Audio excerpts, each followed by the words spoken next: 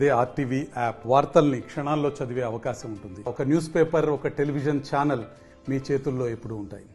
కేంద్రంలోని బీజేపీ ప్రభుత్వం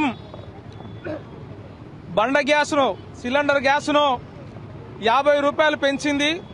ఇది సామాన్య మధ్యతరగతి ప్రజలకు శరాఘాతం. వెంటనే పెంచినటువంటి గ్యాస్ ధరను ఉపసంహరించాలని చెప్పేసి సిపిఎం కరీంనగర్ జిల్లా కమిటీగా ఈరోజు డిమాండ్ చేస్తా ఉన్నాం. తెలంగాణ రాష్ట్రంలో ఇప్పటికే అన్యాయం అయిపోతున్నటువంటి పరిస్థితి. ఒకవైపు కేంద్ర ప్రభుత్వం తెలంగాణ రాష్ట్రంపై సవతల్లి ప్రేమ కురిపిస్తుంది.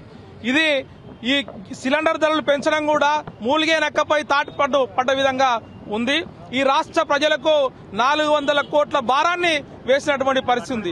తెలంగాణ రాష్ట్రంలో ఇది మహాలక్ష్మి పథకానికి ఇది వర్తించదని చెప్పేసి ఒకవైపు రాష్ట్ర ప్రభుత్వం చెబుతుంది. కానీ మహాలక్ష్మి పథకం 400 కోట్ల రూపాయలు ఈ రాష్ట్ర ప్రభుత్వం భరించాల్సి వస్తుంది. కాబట్టి రాష్ట్ర ప్రభుత్వం కూడా కేంద్ర ప్రభుత్వం పైన యుద్ధం చేయాలని చెప్పేసి, ఆ రకంగా ఒత్తిడి తీసుకురావాలని చెప్పేసి సిపిఎం గా డిమాండ్ చేస్తున్నాం. అధికారంలోకి రాకముందు కేంద్ర ప్రభుత్వం ధరలను నియంత్రిస్తామని చెప్పేసింది. కానీ ఇప్పటికిగా అన్ని రకాల వస్తువులకు, నిత్యావసర వస్తువులకు పెద్ద ఎత్తున ధరలు పెరుగుతా ఉన్నాయి. అంతర్జాతీయ మార్కెట్ లో క్రూయల్ ధరలు బ్యారెల్ కు 60 రూపాయలు ఉంది. గతంలో 2014లో 105 నుంచి 110 రూపాయలు బ్యారెల్ క్రూయల్ ధర డాలర్లు ఉంటే అప్పుడు 71 రూపాయలకి పెట్రోల్ ఇచ్చినటువంటి పరిస్థితి ఉన్నది. ఇవాళ 60 రూపాయలు డాలర్ ఉంటే ఇవాళ మరి 107 రూపాయలు ఎందుకు వచ్చింది? 2021లో మొత్తానికి తగ్గి $30 పడిపోయినప్పటికీ కూడా ఇక్కడ ఉన్నటువంటి పెట్రోల్ డీజిల్ ధరలు తగ్గించకపోగా వాళ్ళు చమురు సంస్థలకు పెద్ద ఎత్తున దోచిపెట్టినటువంటి పరిస్థితి ఉన్నది. ఇవాళ ప్రజలపై భారం పడకపోవచ్చు. ఇవాళ పెట్రోల్ డీజిల్ మీద 2 రూపాయలు పెంచడం ప్రజలపై భారం పడదని చెప్తున్నారు. కానీ క్రమేపీ అంతర్జాతీయ మార్కెట్లో ధరలు పెరిగిన కారణంతో చమురు సంస్థలు కూడా రేపు భవిష్యత్తులో పెంచేందుకు అవకాశం ఉంది. ఇవాళ పెట్రోల్ దేశంలో 9 కోట్ల లీటర్ల పెట్రోల్ అమ్ముడవుతుంది. అట్లాగే 30 కోట్ల లీటర్ల డీజిల్ అమ్మకం అవుతుంది.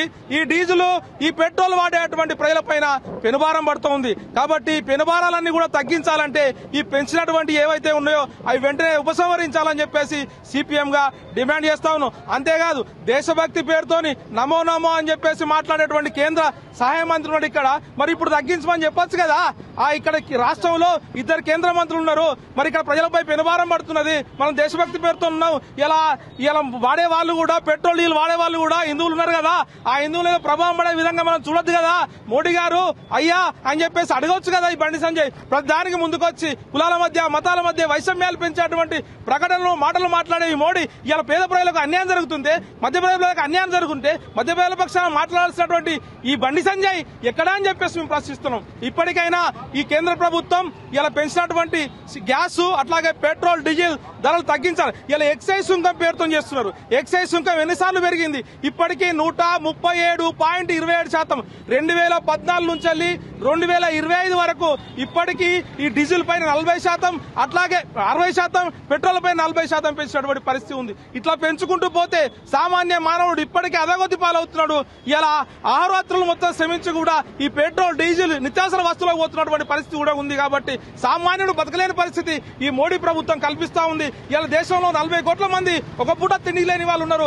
కాబట్టి ఇవన్నీ కూడా ఇలా మొత్తం కూడా ధరలు తగ్గించాలని చెప్పేసి కూడా సిపిఎం పార్టీగా డిమాండ్ చేస్తా ఉన్నాం. లేని ఏడల దశల వారీగా పోరాటాన్ని సిపిఎం ఉధృతం చేస్తుందని చెప్పేసి కేంద్ర ప్రభుత్వాన్ని, బీజేపీ ప్రభుత్వాన్ని హెచ్చరిస్తా ఉన్నాం.